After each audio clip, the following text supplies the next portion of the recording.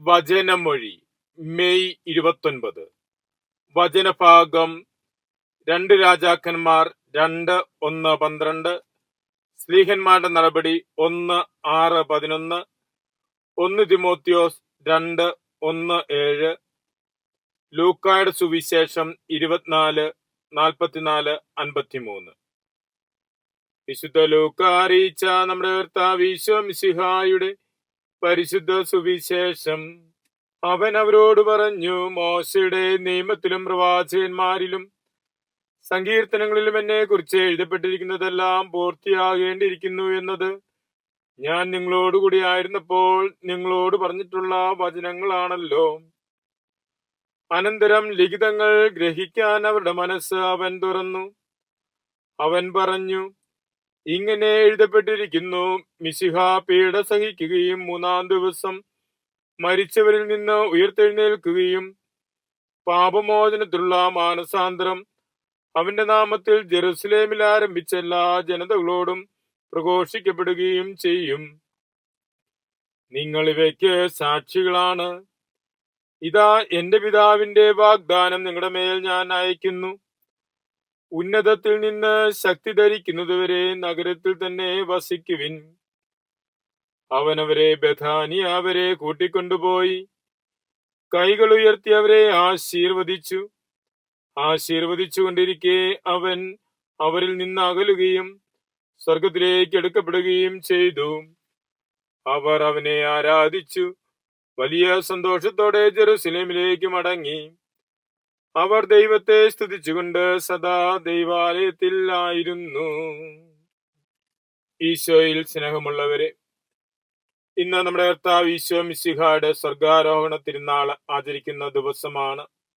നമ്മുടെ കർത്താവ് സ്വർഗത്തിലേക്ക് കരയേറുന്നതിനെ കുറിച്ചുള്ള വിവരണമാണ് സുവിശേഷത്തിൽ നിന്ന് നാം ശ്രവിക്കുന്നത്.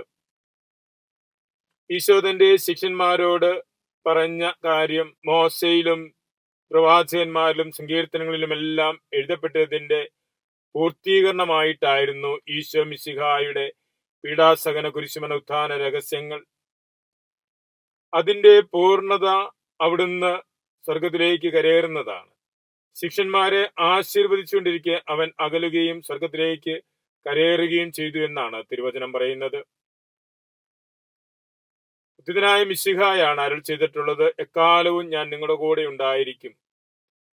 ആശീർവദിക്കുന്ന കരങ്ങൾ ഉയർത്തി എപ്പോഴും നമ്മോടുകൂടി ആയിരിക്കുന്ന മിശിഹായിലാണ് സ്വർഗാരോഹണ ദിവസം നമുക്ക് കാണുവാൻ സാധിക്കുന്നത്.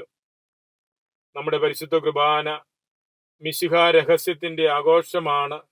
മിശിഹായുടെ മനുഷ്യാവതാരം അനുസ്മരിച്ചുകൊണ്ട് ആരംഭിക്കുന്ന കുർബാന മിശിഹായുടെ ജീവിതം മുഴുവൻ പ്രാർത്ഥനയിലൂടെയും ആരാധനയിലൂടെയും പുനരവതരിപ്പിക്കുകയാണ്.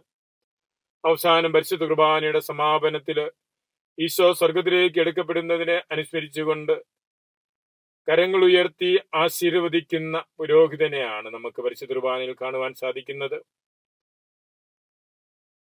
പരിശുദ്ധ കുദാശകളിലൂടെ ഇന്നും മിശിഹ സഭയെ ആശീർവദിച്ചുകൊണ്ടിരിക്കുന്നു. സ്വർഗത്തിലേക്ക് എടുക്കപ്പെട്ട മിശിഹ ഇന്നും നമ്മെ ആശീർവദിച്ചുകൊണ്ടിരിക്കുന്നു. മിശിഹായുടെ ആശീർവാദം സ്വീകരിക്കുന്ന നിമിഷങ്ങളാണ് ഓരോ കുദാശ സ്വീകരണങ്ങളും, ഈശോയുടെ നാമത്തിൽ നാം ഒന്നിച്ചുകൂടുന്ന ഓരോ അവസരങ്ങളും. ഉന്നതത്തിൽ നിന്ന് ശക്തി പ്രാപിക്കുന്നതിന് വേണ്ടി പ്രാർത്ഥനയിലായിരിക്കുവാനാ ഈശോ ശിഷ്യന്മാരോട് പറയുന്നതും. പ്രാർത്ഥനയിൽ ഒന്നിച്ചുകൂടുമ്പോൾ നമ്മുടെ കൂടെ ആയിരിക്കുന്നു. 2-3 പേർ അവിടുത്തെ നാമത്തിൽ ഒന്നിച്ചുകൂടുമ്പോൾ നമ്മുടെ കൂടെയായിരിക്കുന്ന കർത്താവ് തന്റെ കരങ്ങൾ ഉയർത്തി നമ്മെ ആശീർവദിക്കുന്നു. കർത്താവിന്റെ ആശീർവാദം സ്വീകരിച്ച് അവിടുത്തെ ജീവിതത്തിന് സാക്ഷികളാകുവാൻ വിളിക്കപ്പെട്ടവരാണ് നാം ഓരോരുത്തരും. നാം ജീവിക്കുന്ന സാഹചര്യങ്ങളിൽ സുവിശേഷമാകുവാൻ, അതിന് ഉന്നതങ്ങളിൽ നിന്ന് ശക്തി പ്രാപിക്കുവാൻ, നാം ജീവിക്കുന്ന സാഹചര്യങ്ങളിൽ നമ്മുടെ അനുദിന പ്രവൃത്തികളിലൂടെ മിശിഹായ്ക്ക് സാക്ഷ്യം വഹിക്കുവാൻ നമുക്ക് പ്രത്യേകം പരിശ്രമിക്കാം. മിശിഹ നമ്മെ അനുഗ്രഹിക്കട്ടെ. ആമേൻ.